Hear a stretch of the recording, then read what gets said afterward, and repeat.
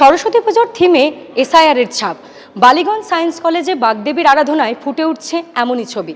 ব্যাকগ্রাউন্ডে বড় বড় করে লেখা এসআইআর, তারই সামনে নির্বাচন কমিশন দ্বারা অগ্রাহ্য করা মাধ্যমিকের অ্যাডমিট কার্ড হাতে কিছু হাত ডুবে যাচ্ছে চোরাবালিতে। নির্বাচন কমিশনের এসআইআর শুনানি পর্বে যেভাবে একের পর এক বিএলও থেকে শুরু করে সাধারণ মানুষ আত্মহত্যার মতো কঠিন পথ বেছে নিয়েছেন, সেই বিষয়টাকে দেখানোর জন্য এখানে ফাঁসির দড়ি ঝোলানো হয়েছে প্রতীক হিসেবে। নির্বাচন কমিশন এসআইআর শুনানি এই সমস্ত আবহেই যখন নির্বাচন একেবারে সম্মুখে, তখন মমতা বন্দ্যোপাধ্যায়ের সরকার গত 15 বছর ধরে যে কাজ করেছেন তা তারা তুলে ধরেছেন উন্নয়নের পাঁচালির মধ্যে দিয়ে। 250 টার্গেট বেঁধে দিয়ে বিজেপির গেরুয়া শিবিরকে জিজ্ঞেস করা হচ্ছে যে তাদের এবারে টার্গেট কত। কলেজ বিশ্ববিদ্যালয়গুলিতে ছাত্র নির্বাচন না থাকলেও রাজনীতি রয়েছে 16 আনা। ক্যামেরায় শুভঙ্কর লাহার সঙ্গে ঐশী মুখোপাধ্যায়, এবিপি আনন্দ, কলকাতা। সরস্বতী পুজোর এই থিম নিয়ে শ্রমিক ভট্টাচার্য কি বলেছেন শোনাবো।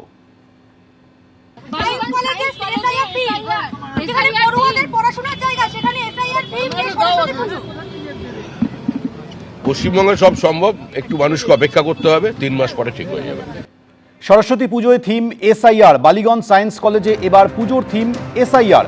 মণ্ডপে এসআইআর এর সমালোচনার পাশাপাশি তৃণমূলের উন্নয়নের পাঁচালী এবং সরস্বতী পুজোর মণ্ডপে তৃণমূলের বিধানসভা ভোটের স্লোগানও রাখা হয়েছে।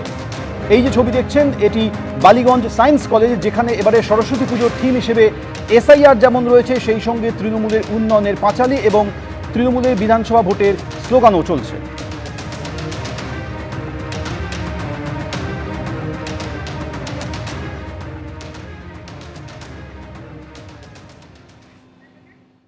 ভোটের মুখে আইপ্যাক কাণ্ড ঘিরে শোরগোল পড়েছে রাজ্য রাজনীতিতে। এই আবহে গতকাল কলকাতায় এসেছেন ইডি ডিরেক্টর রাহুল নবীন।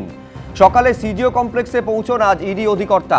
ইডি অফিসারদের সঙ্গে দেখা করবেন ইডি ডিরেক্টর রাহুল নবীন। প্রতীক জৈনের বাড়িতে তল্লাশিতে যে ইডি আধিকারিকেরা ছিলেন তাদের সঙ্গেও কথা বলবেন রাহুল নবীন।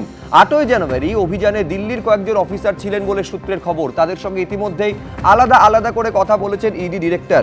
প্রকাশ সিনহা আমাদের প্রতিনিধি, এ নিয়ে আরো বিস্তারিত বলতে পারবেন। প্রকাশ, নিঃসন্দেহে সবথেকে গুরুত্বপূর্ণ হচ্ছে প্রতীক জৈনের যে বাড়িতে যে ইডি আধিকারিকেরা গেছিলেন তাদের সঙ্গে আলাদা করে কথা বলার সম্ভাবনা রয়েছে ইডি ডিরেক্টরের। কি খবর পাচ্ছ?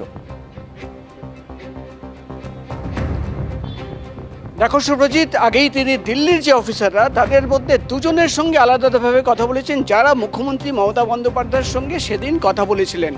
তাদের সঙ্গে কথা বলার পরেই কিন্তু ইডি ডাইরেক্টর রাহুল তিনি কিন্তু সিদ্ধান্ত নেন যে কলকাতা আসবেন এবং কলকাতায় ইতিমধ্যে তিনি এসে পৌঁছেছেন। আজকে সকাল 10টা নাগাদ তিনি সিজিও কমপ্লেক্সের ইডি দপ্তরে এসে পৌঁছেছেন এবং তারপর থেকে প্রায় 3.5 ঘন্টা হয়ে গেছে দফায় দফায় তিনি বৈঠক করছেন। কাদের সঙ্গে বৈঠক করছেন?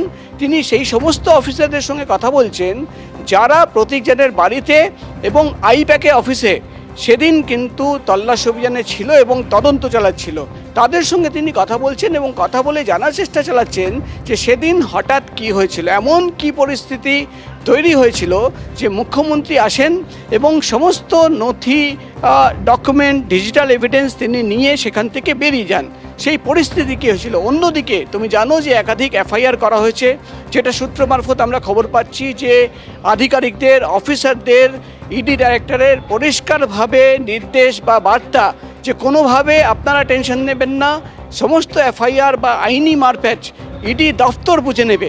এবং এটাই কিন্তু যা মোরাল বুস্ট আপ করার চেষ্টা। এর ছাড়া তুমি জানো একাধিক গুরুত্বপূর্ণ মামলা রয়েছে ইডির অফিসে।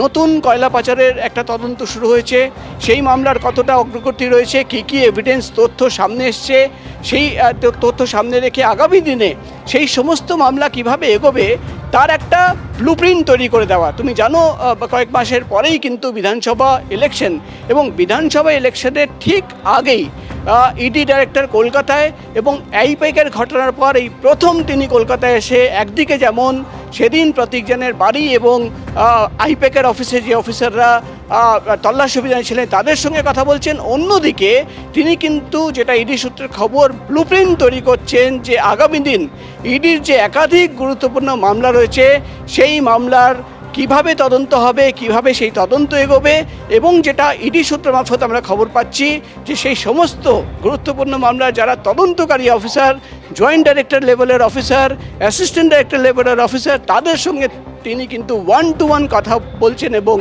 ব্লুপ্রিন্ট তৈরি করছেন। শুভজিৎ। ধন্যবাদ প্রকাশ।